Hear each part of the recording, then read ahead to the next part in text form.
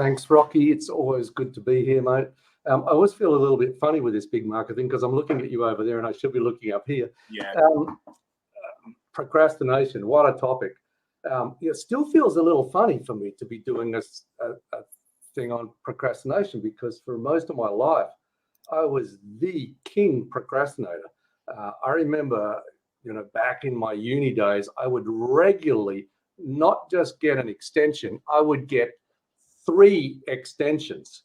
And, I would do that reliably. I remember back in 3rd year, that we did a big project. And finally, the guy that was supervising me for that, he said, look, if you don't get it in on the 20th of December, you're not going to graduate next year. So when did I get it in? On the 20th of December. And I didn't get it in the morning either, and so on and so on and so on. And even, with this 100% yes, my concept of finding what is your thing and being able to go for it without being blocked. I could run workshops in that, and I ran them for years very successfully. But then I was like, I want to write a book on this. Well, writing the book's a whole different thing, and it kind of brought up some of my old habits and challenges. And I even remember saying to one of my friends at one point, I said, mate, I think I'm only about 80% yes on 100% yes at the moment, and it wasn't until I discovered this intention tapping approach that I got that finished. And, I was probably from original planning time to write the book to getting it done, probably took me 10 years. But from when I discovered intention tapping to when I got it off to be published, it was only a few months because it was like just freeing myself up from all that stuff I've been carrying. Anyway, let's get into today's presentation because I want to go through some stuff. I want to give you some I want to hopefully explain, especially for those of you who are totally new to this entire concept of tapping and especially intention tapping, how you can actually use it. So let's march through. My aims today are to introduce you to this wonderful approach that I have been using for, I don't know, whether it's 7, 8, 9 years now. I should go and look officially. I've been using tapping since I had learned about it in 1997. And you mentioned David Lake, my good friend, Dr. David Lake. We went and learned EFT, the original form of, one of the original forms of tapping, the most popular form of tapping that was created by Gary Craig. And David got up on stage in February 1998 and got over his lifelong public speaking phobia using this approach. So that's the kind of dramatic things that it can do. I found intention tapping can really accelerate and deepen some of the stuff that you can do with tapping. So my aim is to help you to learn how to use it to release the blocks that are holding you back, which are usually to do with fear and other emotions, and overcome your resistance and free you to get going and get things done. Procrastination, I'm not alone in being someone who has suffered that issue. It's been around forever. And, the old thing, never put off until tomorrow what you can do today. Well, people do reliably put off until tomorrow what they can do today. In fact, they put it off even longer. And, I remember years ago I was invited to run a program actually on overcoming procrastination for the university for the extension program. And this lady said, oh, look, we've been looking at, the programs they run overseas and overcoming procrastination is very popular. And we thought you're the best one to do this. I said, what? I can't do this. I can't, back then I was like, I can't ethically run a program on overcoming procrastination. And she said, well, but you can achieve a lot of your goals. I know you do. And I said, well, yeah, okay. And she said, well, maybe, compared to a lot of other people, you've got something to teach. I'm like, yeah, okay. So anyway, reluctantly, after putting it off, I ran this program. And then I said to the people, like I would say to you today, the people who didn't turn up, they're the true procrastinators. They didn't come, right? And most people would rather read a book on overcoming procrastination than actually do something about what they need to do. But we had people in that program who, like one lady, she had not done her tax for 12 years and she was owed money. She was owed about $60,000. But the fact that she could get $60,000 was not enough to motivate her to get that done. But she got it done after the program, I'm happy to say. Procrastination is not a time management problem. It's not to do with laziness. It's to do with emotions.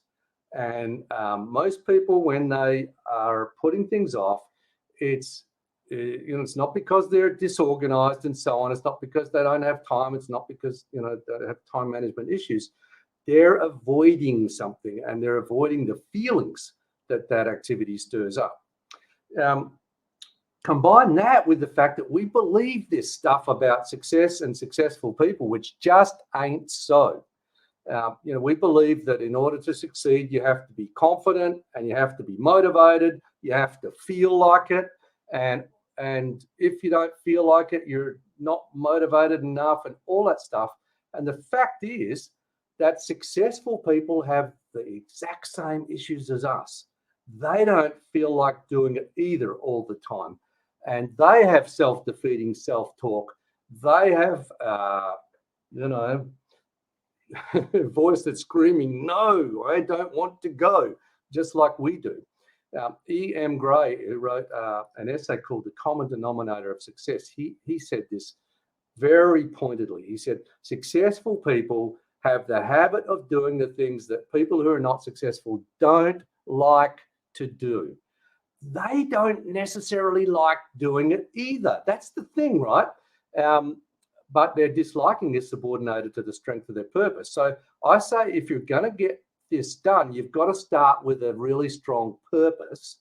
You've got to have a strong why. You've got to know why you want to, as opposed to why you should, by the way, because if the reason is because you should, forget it. You're just not going to do it.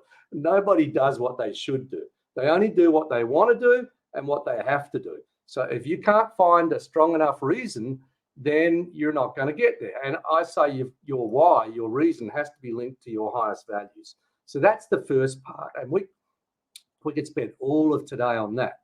But, I'm just kind of giving you some of the strongest points. I ran a 4-part program on overcoming procrastination. We still didn't scratch the surface on, the different things that can get in the way.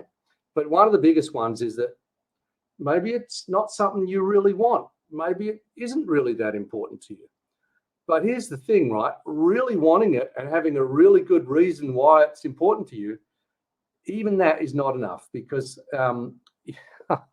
David's image here is just turned up wrong in uploading it to this system. For some reason, the image, anyway, you can see enough of it to see he's not in a good state there emotionally.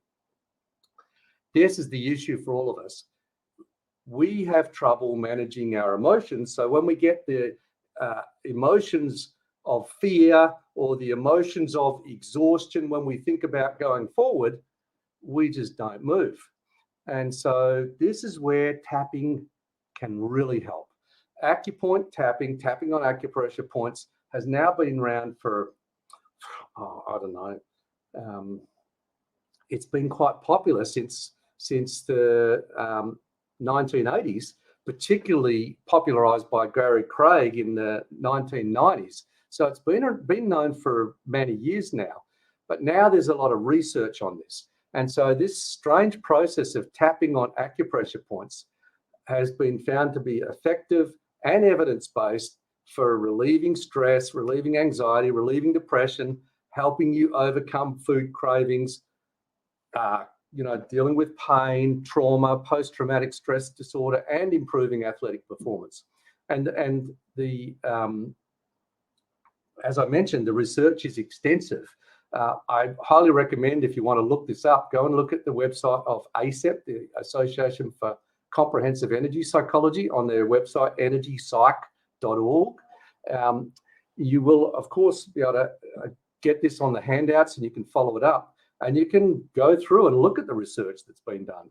There's been more than 176 studies as of August 2023 with 90% of those studies showing effectiveness of tapping.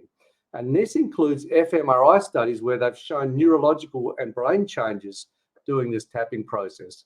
And in fact, up to date, there have been probably over 400 now review articles and research studies published in professional peer-reviewed journals, which puts tapping actually, in terms of the sheer amount of research, in the top 10% of published psychotherapy research.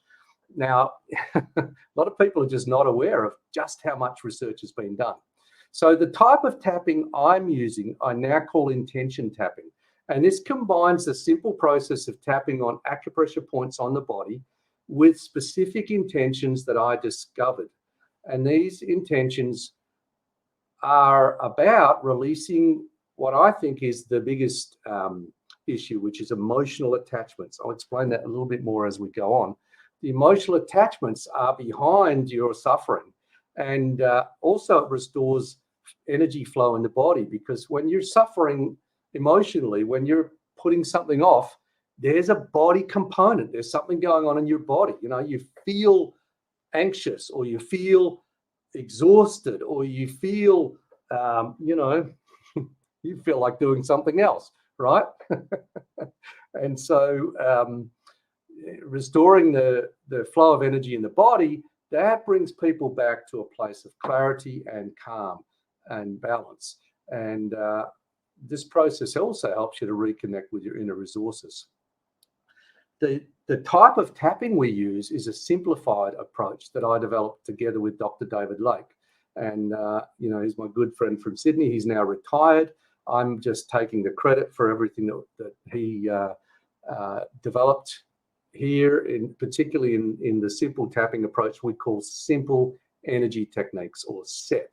And this is so simple that you could teach it to little kids, as we did when we went up to the Philippines after the super typhoon. We were going in to help the people in the worst hit villages after the biggest typhoon to ever hit land. It really killed many people and traumatized a lot more.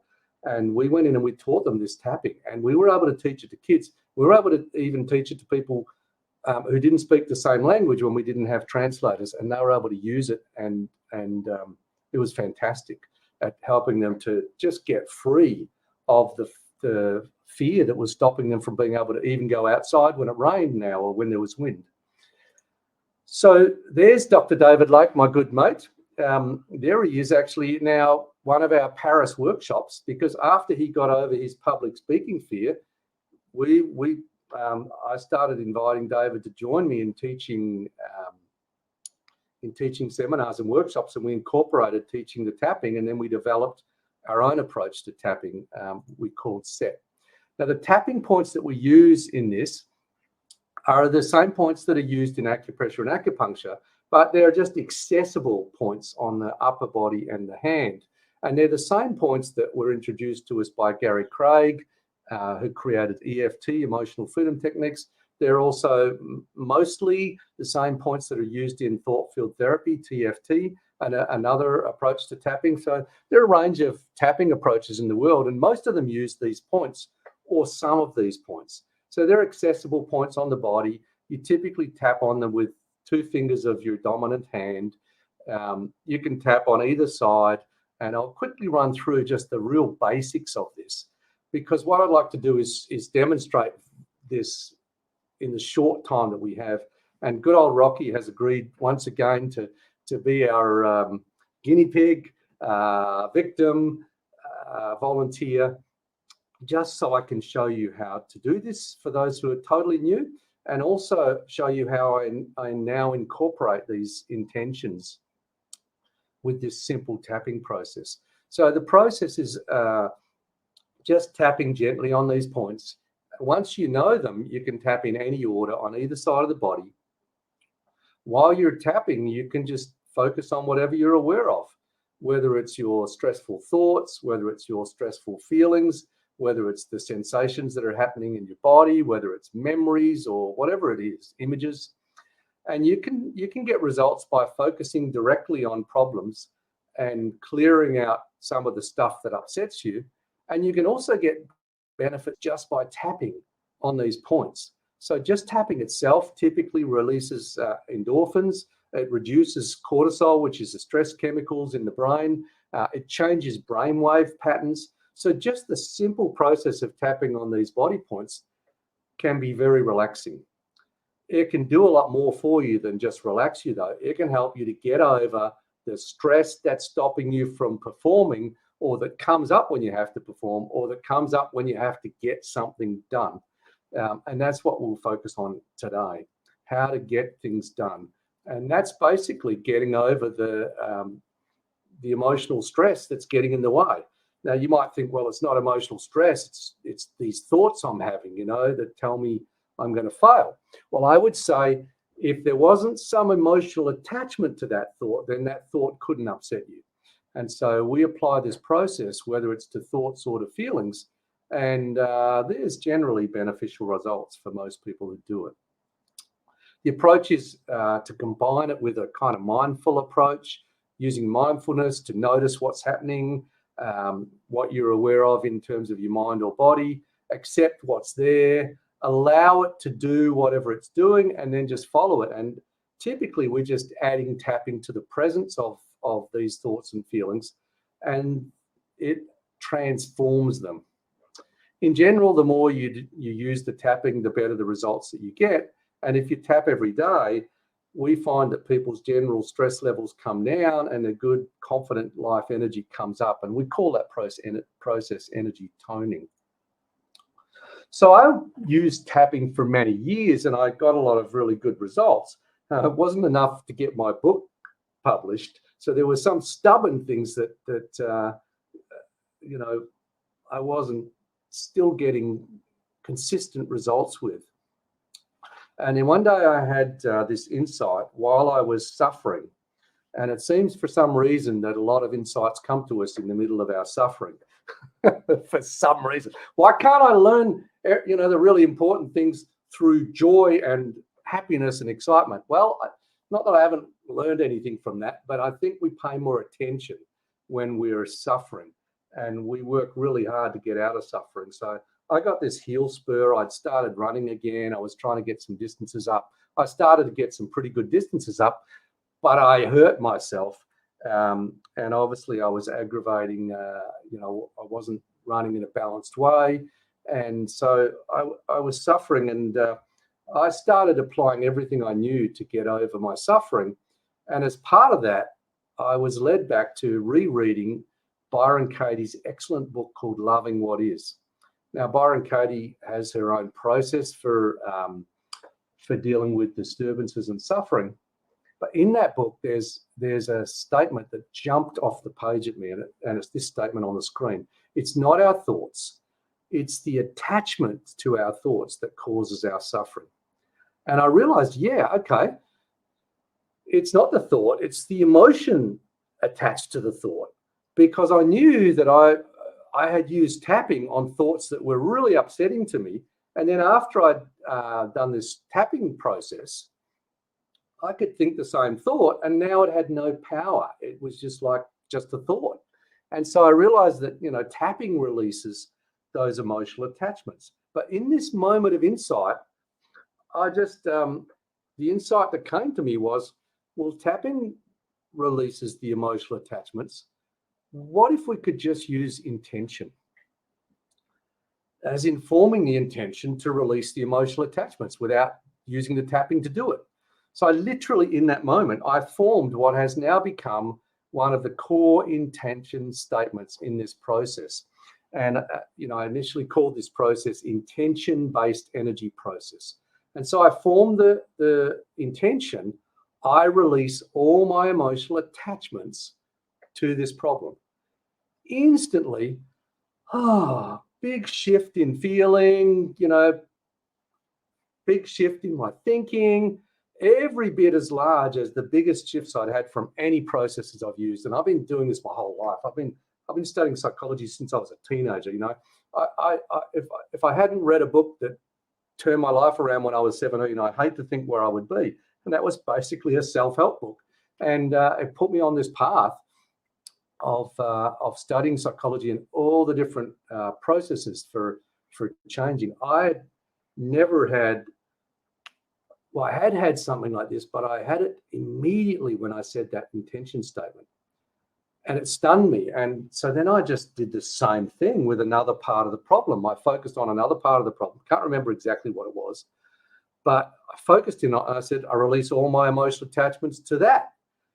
Oh, same thing. I had this big release, and I felt that there was a significant shift in how I thought and felt about that particular part of the problem. And so I just did it again, and it worked again. And I did it again, and it worked again. And then I thought, this can't be real. I must be talking myself into this. But every time I used it, I got relief on whatever I was focusing on. And then I noticed that I had this tightness in my chest. And again, I'm like, yeah, okay. When we have something that's upsetting us, there's always something going on in the body. That's where we feel our feelings. So if you're avoiding something, there's something going on in your body. That's where the resistance is occurring. If you're feeling fear, it's happening somewhere in your body. And so I had this disturbance in my chest. It was like a tightness.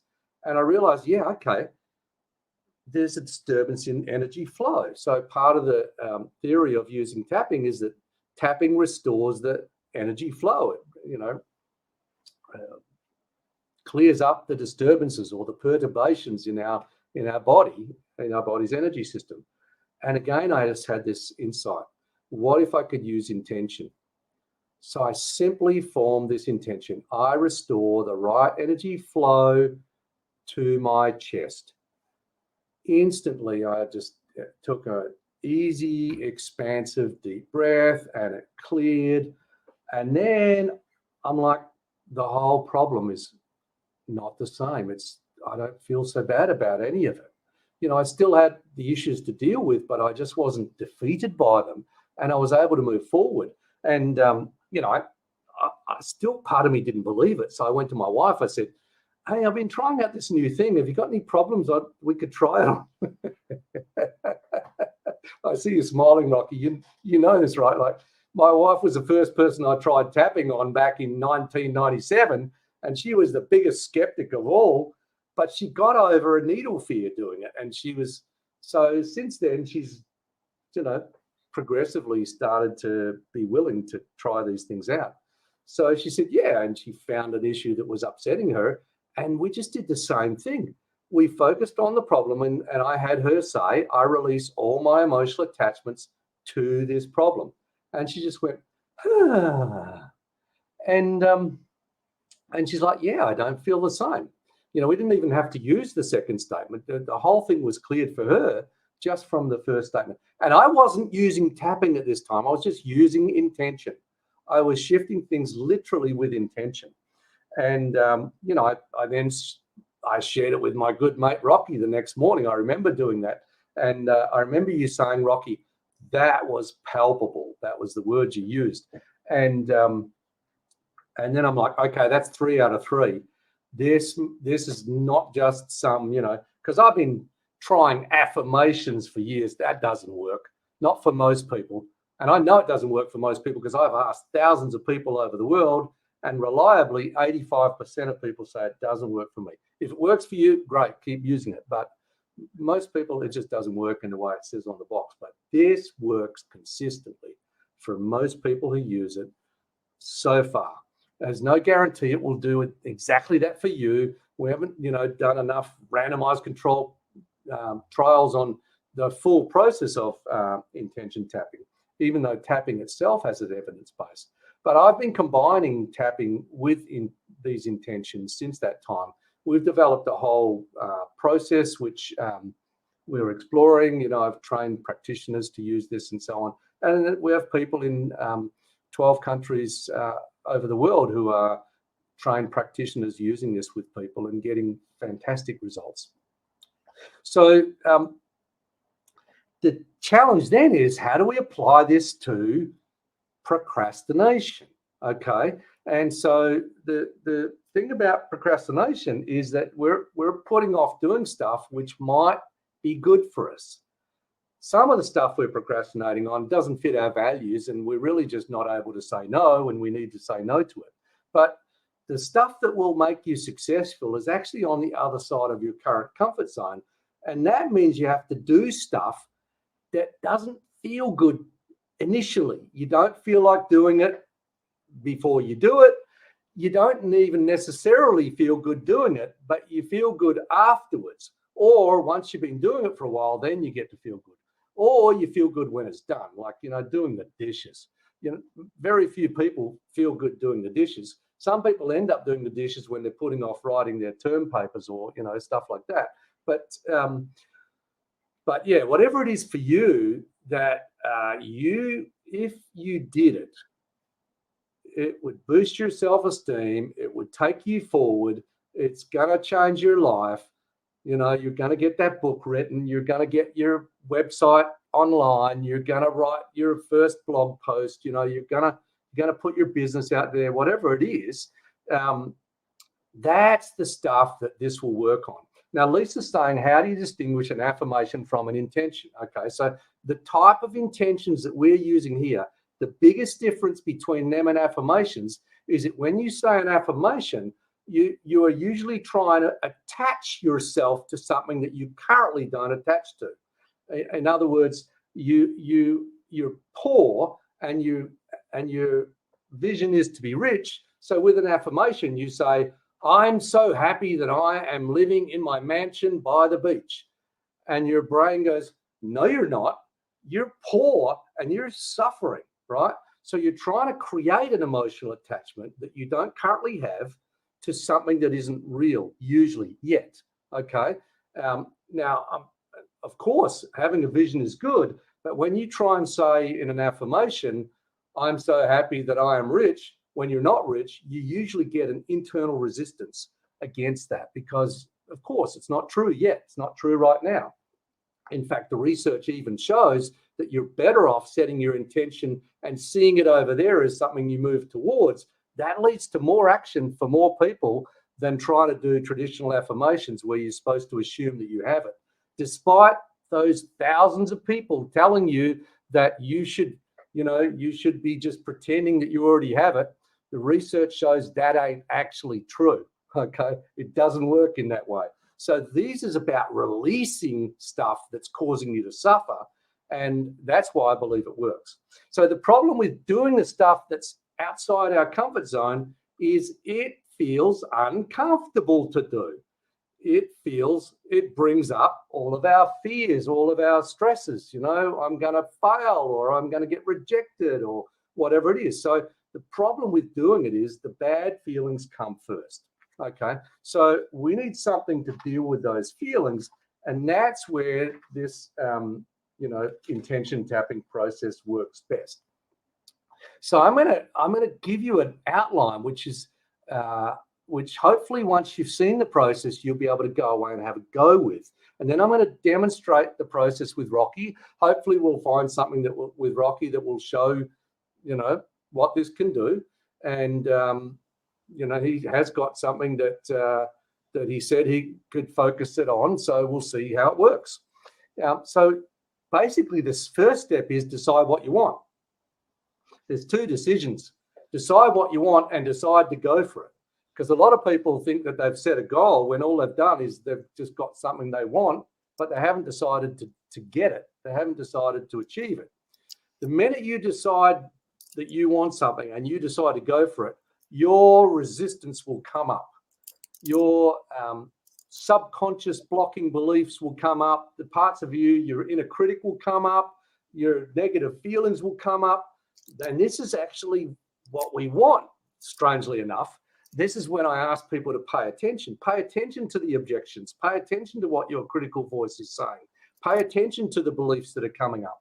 There are parts of you that are saying, you can't do that. You can't have that. You're not smart enough to do that. You're too old to do that. Whatever it is that's coming up, pay attention to it. And then we're going to apply the intention tapping process to that. One is we're going to be tapping on these acupressure points. And secondly, we're going to be using these intentions.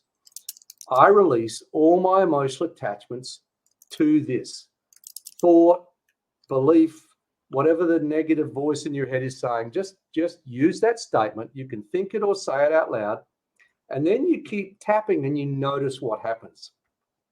Now, if it's not a thought, If it's actually a feeling somewhere in your body, say in your stomach, you think about doing your exam preparation and you get this horrible feeling in your stomach. So then you would say, I restore the right energy flow to my stomach. Once you've done that statement, then you just keep tapping until you notice what comes next. And, you have to learn to accept whatever comes next and allow whatever comes next. Even if the feeling gets stronger, keep doing the process until it calms down and you get to a place of calm and clarity. So we'll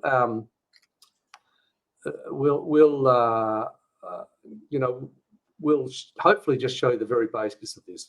Once you've done that process on all the different things that come up for you, then you can check in with your goal and say, am I 100% yes, I'm going for it? Do I feel I can move forward now? Do I still have the same fear? If I think about doing my prep, what comes up? And if you're at calm, clarity, and ready to go, and you feel like, yes, I'm ready to do it, you go for it. If not, maybe go back to your goal and make sure that you really do want it, and then repeat this process on any of the objections that you haven't really been able to work through yet. So let's come back. Rocky, I'm going to just, if it's okay. Now, what are you saying? I'm happy to demonstrate. I already know this and would love to offer this to someone who can work directly with Steve. Oh, okay. I'm a volunteer. Right. I'm procrastinating. No, I'm going to procrastinate. I'm happy to do it. But I just thought, I actually worked out, because Steve and I thought, I don't think we can get people to come on screen, but I worked out that I can actually do it. So you've got literally 5 seconds. Anybody, there's an offer. You can work directly. Volunteer and have a try. I know Steve, and I'll use it with you, and maybe you might get some relief. Yeah, and you might be able to move forward. Let's see. Otherwise, I'll do it. You ready? Come on, type in and say, I'll do it. 5, 4, 3, 2, 1. Oh, you don't know what you're missing. Okay. All right, Rocky. It's me and you. It's me. So first of all, the process, and if you want to learn this, just follow along, and you can go afterwards, and you can, we've got free videos online. You can go and look up, and Carol wants to work on sleep apnea. Yeah, they're coming. I'm not sure if sleep apnea is a procrastination issue. So if Migdonia Velez says, I will do it, maybe that's a better one. Let's just make sure that it is a procrastination type issue or something that relates to this. Certainly, you can apply it to physical conditions, but it's not a treatment for physical conditions. Okay, so Migdonia, if she can be brought on, and then we'll only probably have about 10 to 12 minutes, but hopefully we'll show people enough that they can go away and have a go with this. So, okay, so your camera's been, Migdonia, your camera's been, you should be able to just click on camera, but if you can't do it, it looks like I'll have to just do this.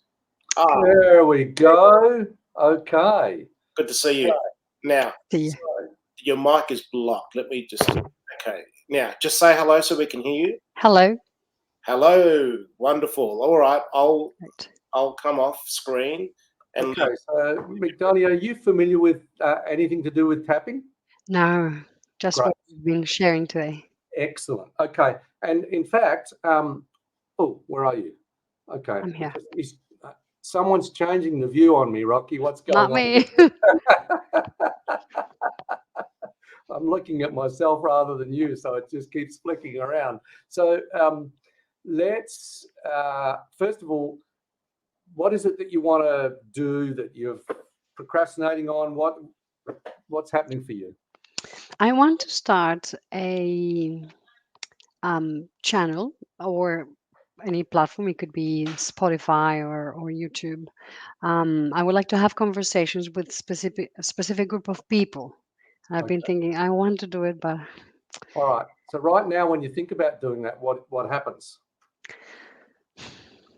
I think about you've answered that question. Did you see? Anybody who watched you could see that your kind of energy just drains out of your body when you think about doing it, right? Yeah. Okay. So let's do this. First of all, I'm going to show you the tapping process and the main points. So just, and we'll combine this at the same time as I'm teaching you this. I want you to think about doing that, and we'll be kind of tuning into the problem while we do it. So just go to the start of one eyebrow and just tap with 2 fingers gently. Could be on this side or that side. It doesn't really matter. And then just go to the side of your eye at the edge of the temple. Yeah, and just tap hard enough to feel it, but not hard enough to hurt. And the next point is under the eye and the top of your cheek. And, you know, it's fine where you're tapping there under your glasses is fine too.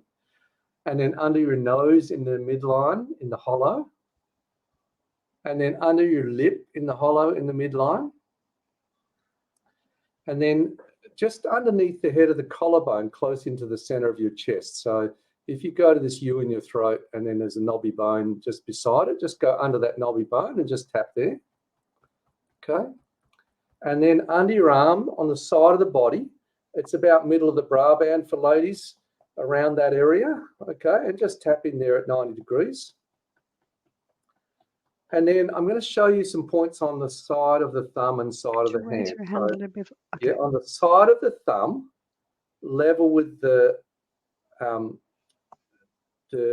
start of the nail, where the nail starts there. Perfect.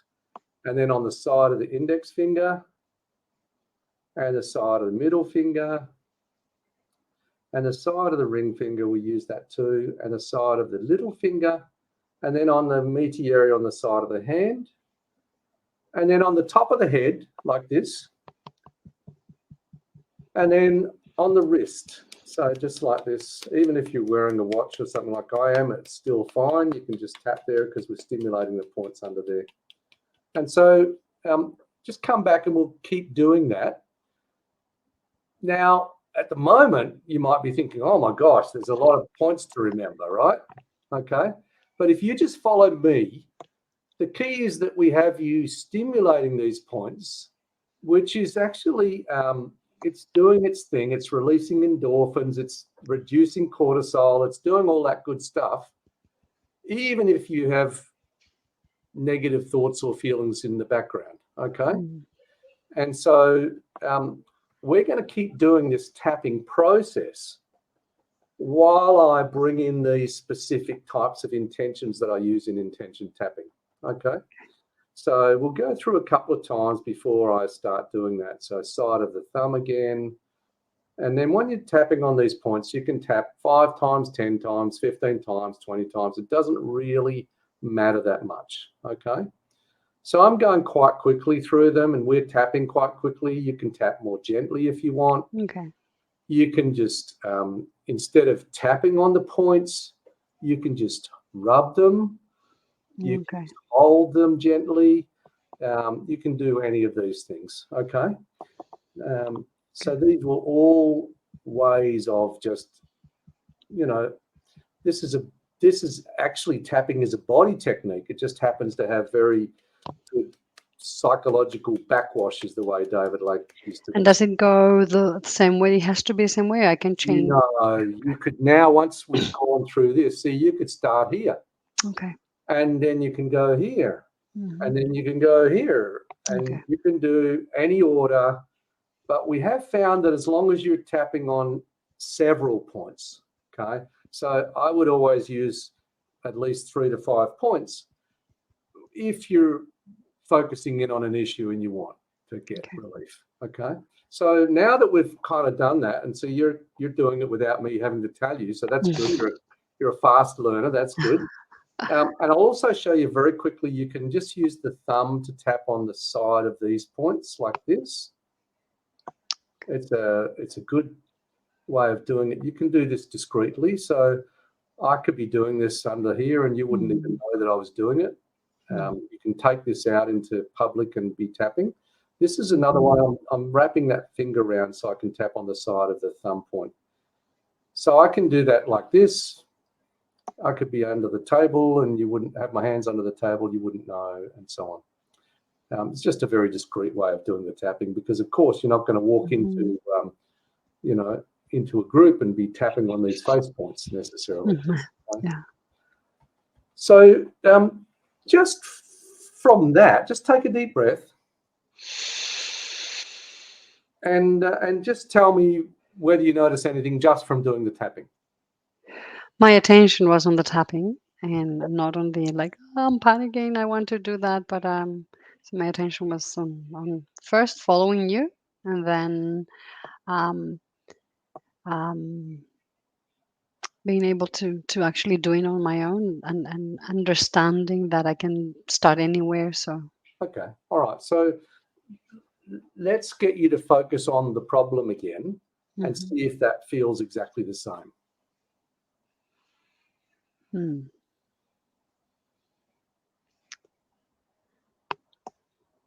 Actually, it doesn't feel the same. Yeah, so that's very, very, very common. Hmm. Once you've done a bit of this tapping, usually the feeling changes. Okay. Hmm. But to get full relief, you might need to go through all of the parts of this that are affecting you. Okay. So Mhm. let's keep tapping on these points. Okay. And as I say, I combine this tapping with these intention statements. Okay. So the intention statements are focusing on the resistance, the negative thoughts, Mm. the problem feelings, all the stuff that's Mhm. upsetting you. Okay. So you said the panic. Hmm. Yeah, Are the you idea of maybe I use the word panic, meaning that the idea of not finding the resources I need, right? um, the people I need to Okay. work on that as well. All right. So this is what often overwhelms people. They're like, oh, there's so much that I have Mm. to find out, so much I have to learn, so much I have to do, and that just exhausts them.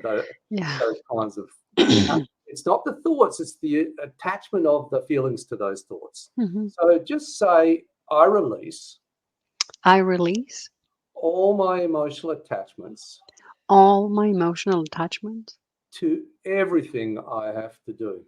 to everything I have to do. And now just let that percolate and do whatever it does and tell me what you notice. I'm actually taking deep breaths. Yeah, that's Hmm. very common. So that's kind of spontaneously just happens after the intention. Sometimes Mm. it takes a while, but sometimes it happens immediately. Okay. Mm. So just notice that and then keep your awareness open and just notice what comes next. Whether it's a feeling or a thought. I had an immediate thought. I was like, yeah, I can do this. Yeah, that's Mm. what happens too. I mentioned in the beginning that it reconnects you with your resources, your resourceful thinking and your resourcefulness. And Mm. so once you get the blocks out of the way, then you can go, yeah, I could do this. That's not too hard. But Mm. let's just see if we can find another problem part to focus on. If you think about doing it, what's happening? Like, what do you notice in your body?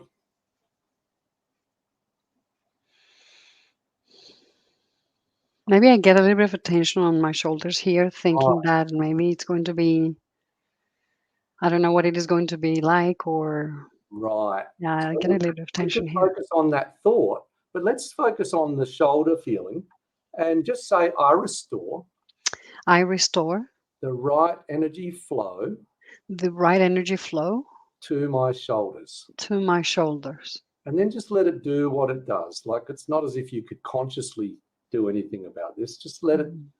let that feeling move however it moves and Mhm. just notice. I actually like that the tapping is taking me away from, the thought. Maybe that the constant tapping is telling me like there's something else to focus on rather than the thought or the feeling. Yes. Okay. So some people believe it's distraction actually, but Mm. the research has found that you can do other distracting things and it doesn't solve the problem long Mm. term. whereas tapping does. So yeah, you tend to move away from it because you're no longer attached to it. So the tapping and the intentions are both working in the same way. So what's happened with that tension though? Is there still some there, or is it different? Mm-mm. The tension that I had on my shoulders here, no. Yeah. No, they feel relaxed now. They feel like, loose. If I can, yeah. Okay. So just one more time, let's check into because of course we're limited with time here. It's just a quick demonstration. Just think about the thing that you want to do and tell me what you notice. Thoughts, feelings, whatever. So I want to start a channel. I want to start conversations with people. And I thought that it was not possible to do because of the overwhelming thought of maybe I don't have the resources, of maybe I don't have the people. But while I was tapping, I was also thinking, actually, I do have the people and the resources. I can get the resources. I am a resourceful person that can get resources. Yeah. All right. Well, we'll just pause here. I'm going to suggest to you that there'll be more blocks than just that. And so you can apply this simple process just using the format that I outlined, and you'll have a copy of the statements and you'll have a copy of the tapping points. Okay. And even if you do it badly, most people will find that they will be surprised by the results. Okay. So even if you only remember some of the tapping points, even if you're tapping in the area, it still can work. Even if you're not, you're just applying the statements to every single thing, you're not sure whether you're targeting the right thing, just have a go. And I think you'll be very pleasantly surprised. So thank you very much for being willing to volunteer. Appreciate that. Thank you. I think it's going to be Rocky who's going to help you to move back into the group. And we've only got a few minutes left, so I just want to make sure that I summarize for everybody what to do. So I might just move us back to the slides again, just so that everybody can focus on that while Rocky is doing whatever needs to happen for you to rejoin the group. So again, this is the simple process. Decide what you want, decide that you're going to go for it, and then just like happened then, notice, there's this tension, or there's these blocking thoughts. What are the objections? What is the resistance? What is your negative beliefs that are coming up? Whatever it is, start doing this tapping and apply these simple intention statements to your resistant thoughts and your resistance feelings.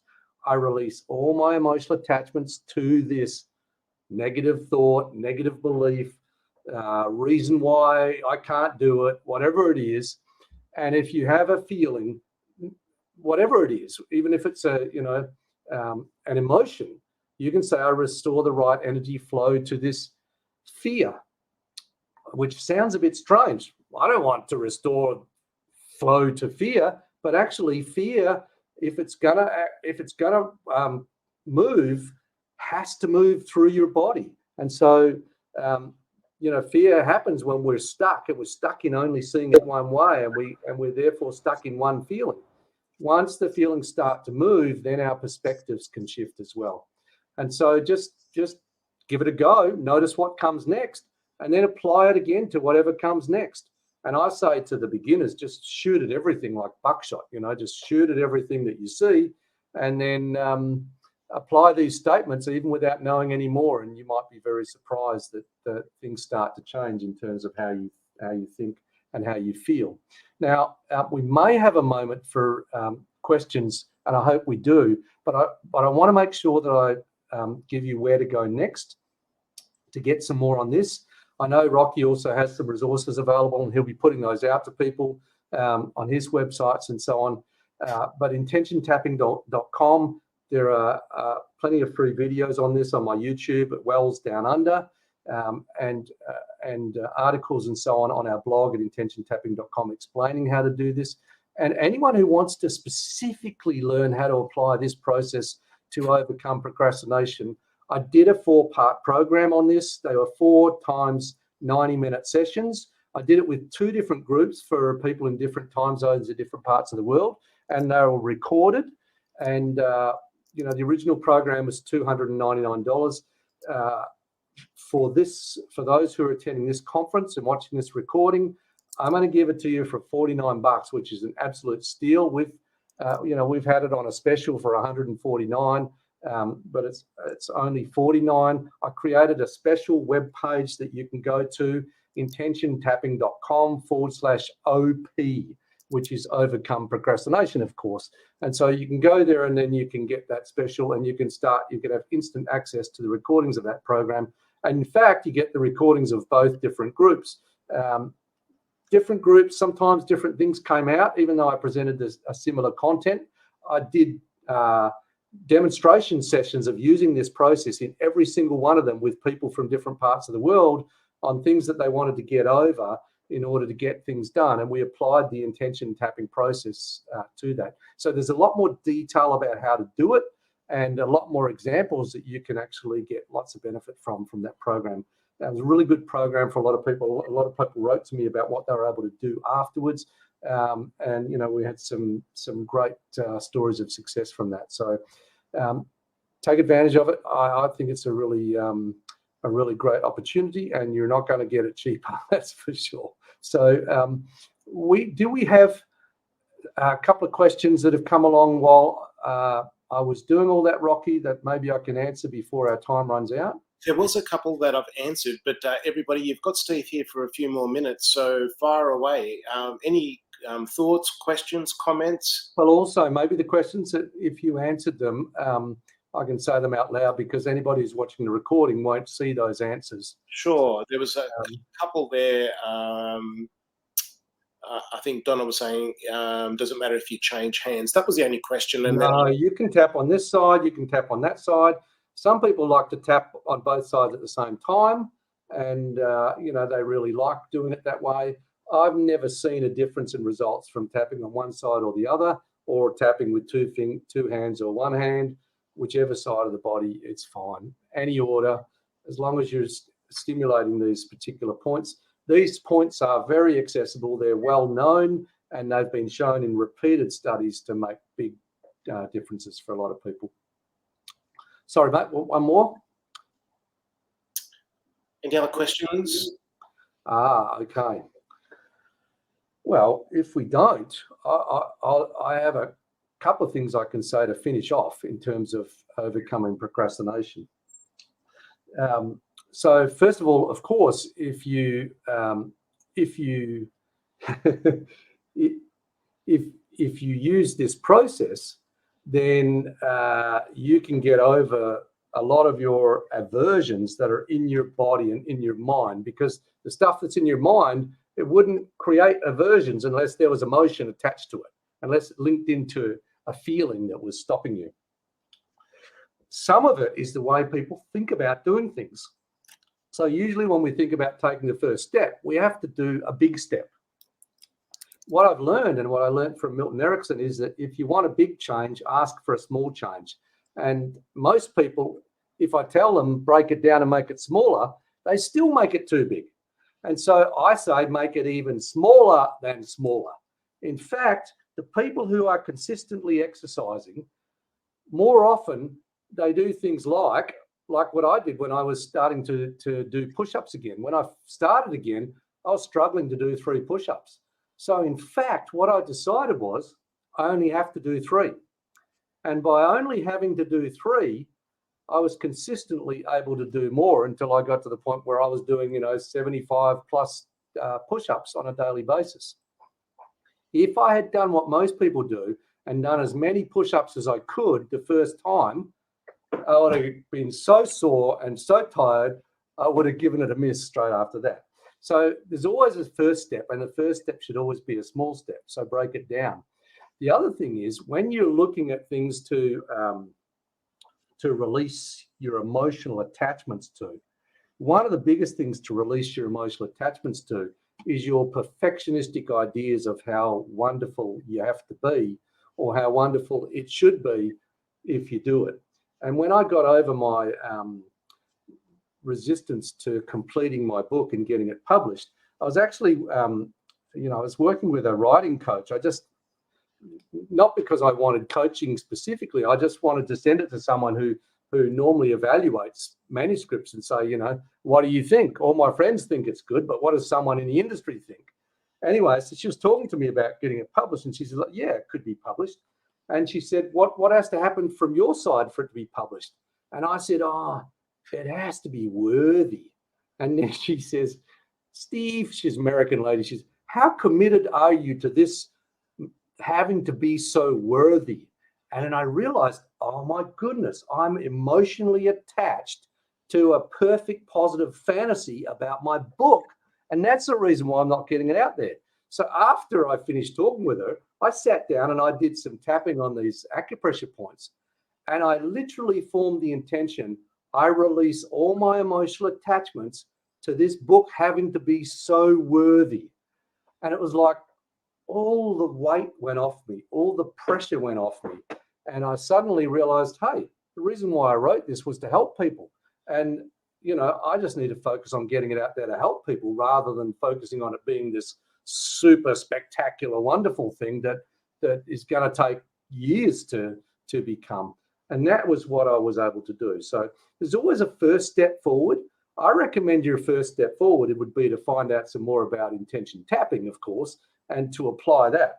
But if you just want to take a step, the first step forward just needs to be a smaller step than whatever perfectionistic, huge, unachievable thing that you think it needs to be. I helped one lady who wanted to get her dissertation done. I said, what's the smallest amount that you could do that would allow you to think that you've moved forward? She said, I'd need at least 2 days. I said, when was the last time you had 2 full days jump into your calendar? I said, you know what? I reckon the first step for you should be getting it out of the cupboard. Because you know what? She had it in the cupboard for 2 years. She hadn't touched it for 2 years. So I said, let's break your first step down to getting it out of the cupboard. I saw her 6 months later. I said, how's that dissertation going? She said, I finished it. I said, really? What happened? She says, yeah, well, after we talked, I got it out of the cupboard. I started looking through and I realized why I wanted to do it. And I realized that I actually had a bit more done than I thought I had. And I just got going with it. So the first step needs to be a small step. It doesn't need to be a big thing. And release your emotional attachments to it being superior and having to be superior to get it out there.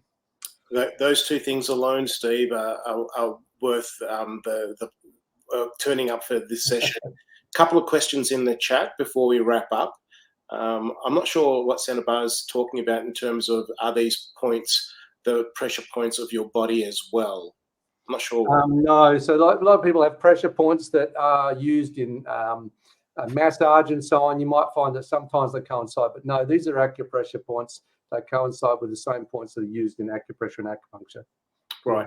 And Lisa was saying, I've answered that, Steve, that the training you're offering is for individuals or practitioners, and I'm saying it's for individuals. Yeah, so that particular one, the course, Overcoming Procrastination, is totally personal development. We do run workshops and we train people who want to be practitioners as well. But even the level 1 workshops, which are, our practitioners have to learn to use it for themselves first. So, level 1 workshops open to everybody. Yeah. One more thing, everybody. We've been focusing on procrastination today, but that intention tapping, as Steve had mentioned earlier, you can use it on a range of different things, as I have personally, and as I've helped other people do, and Steve has, and there are other people who here today who have learned from Steve and have done the same. So it's obviously not just about procrastination. Be sure to check out that program, because once you learn it, you can start applying it to so many different areas of your life. Steve, thanks again so much for sharing with us and coming back and presenting another session with our audience. Thank you, everybody, for being here for this session. And we'll see you tomorrow, where we've got our last day. And there's 3 speakers, and then I'll do a recap tomorrow evening at 7 p.m. All right. Thanks, Rocky. Always